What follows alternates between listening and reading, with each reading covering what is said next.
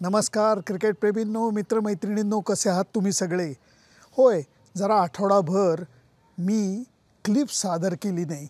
क्रिकेटची ॲक्टिव्हिटी काही चालू नव्हती, थोडी विश्रांती घेतली आणि आत्ता मला ह्या स्वरूपात बघून तुम्हाला आश्चर्य वाटलं असेल की हे काय प्रकरण आहे.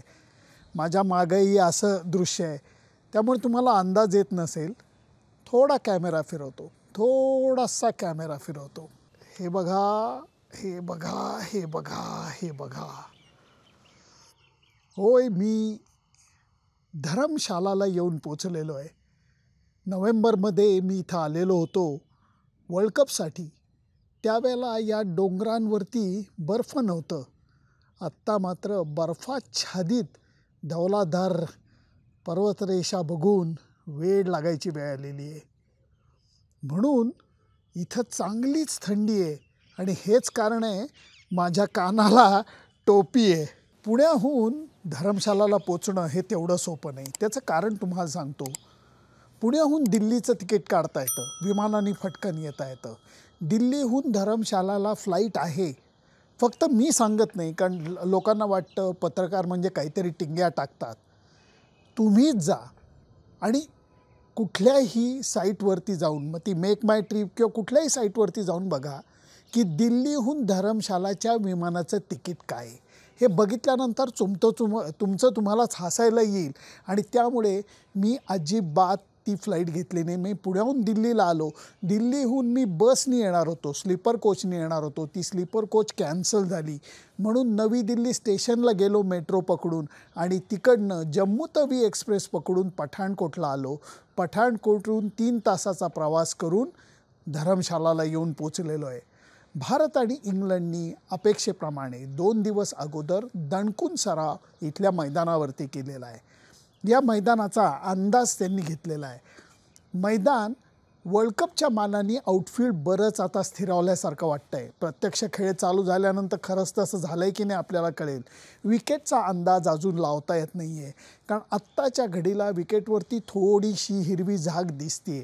फक्त ही हिरवी झाक किती राहील आणि दुसरी गोष्ट म्हणजे जी विकेटवरचे पाण्याचा अंश आहे तो कितपत टिकेल. कारण धरमशाला आणि आसपासच्या भागामध्ये गेले 2 दिवस थोडासा पाऊससुद्धा पडतो आहे. आत्ता हा ब्लॉग शूट करत असतानासुद्धा आकाश थोडंसं ढगाळलेलं आहे. त्यामुळे भारतापेक्षा इंग्लंडच्याच खेळाडूंना असं वाटत असणार की आपण जणू काही मायदेशात खेळतो आहे.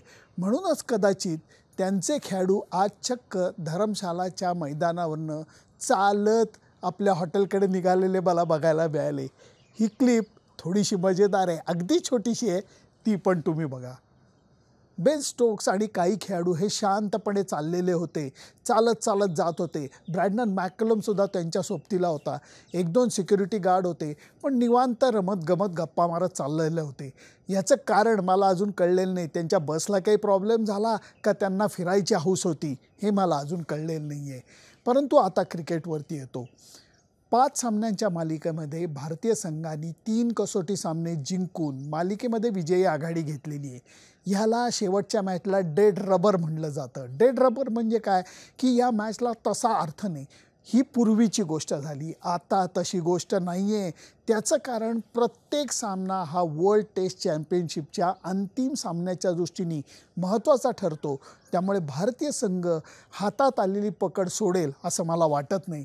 फक्त त्याच्याकरता या विकेटवरती काय जादू आहे हे अजून कळलेलं नाही आहे.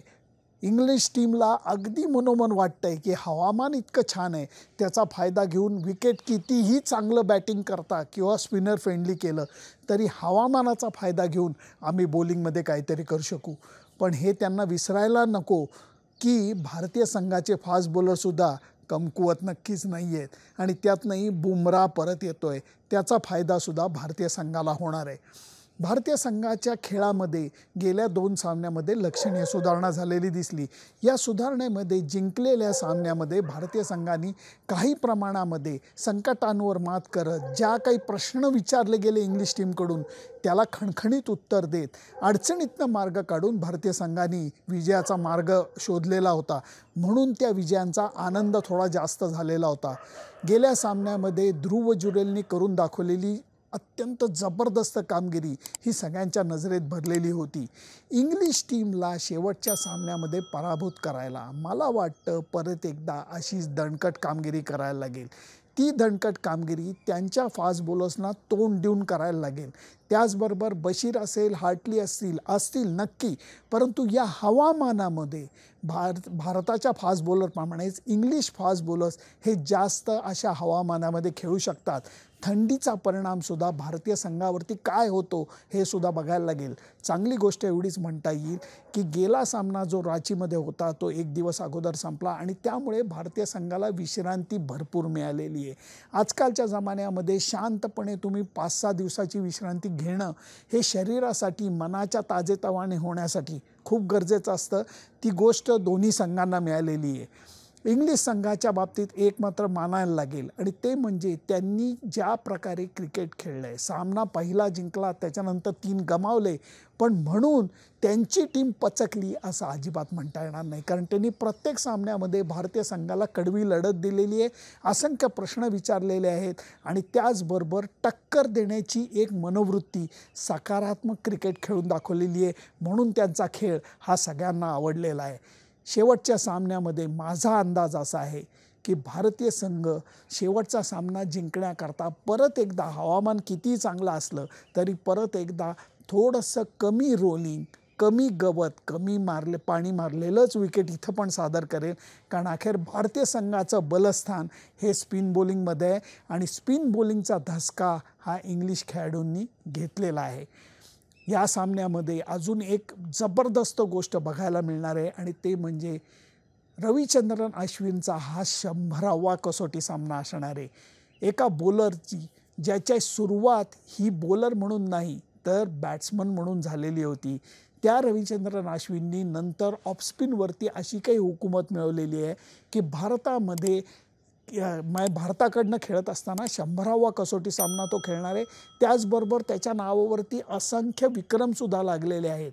500 कसोटी बळींचा विक्रम आहे. भारतात सर्वाधिक बळी घेण्याचा विक्रम अनिल कुंबळेचा होता, तो त्यांनी मागं सोडलेला आहे. सर्वाधिक 5 विकेट एका इनिंगमध्ये काढायचा तो विक्रम त्यांनी मागं टाकलेला आहे.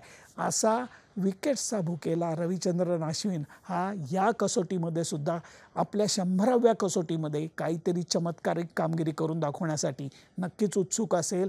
सामन्याच्या पहिल्या दिवशी रविचंद्रन अश्विनशी झालेल्या गप्पा वेगळ्या स्वरूपामध्ये मी तुमच्यासमोर सादर करणार आहे. या व्हिडिओ गप्पा नाही आहेत, परंतु त्याचं महत्त्व त्यामुळे कमी होणार नाही, इतके त्याचे विचार मला महत्त्वाचे वाटलेले आहेत. त्यामुळे आता तुमची रजा घेतो. ह्या ठिकाणाहून जिथं मी राहतोय तिथनं ग्राउंड कसं दिसतं हे फक्त तुम्हाला दाखवतो आणि मग तुमची रजा घेतो. फक्त आपल्यातला संवाद चालू ठेवण्याकरता माझं फेसबुक पेज, माझं यूट्यूब चॅनल लाईक, शेअर आणि सबस्क्राईब करायला विसरू नका. शेवटच्या कसोटी सामन्याचा खरा प्रिव्ह्यू हा सामन्याच्या आदल्या दिवशी मी नक्कीच सादर करीन. Bye bye. शेवटचे दृश्य मैदानाचं दाखवतो. मी राहतोय तिथनं धरमशालाचं क्रिकेट स्टेडियम हे असं दिसतं. अप्रतिम. एका बाजूला स्टेडियम आणि दुसऱ्या बाजूला ही बर्फाच्छादित शिखरं. म्हणून धरमशालाला यायला मला खूप आवडतं.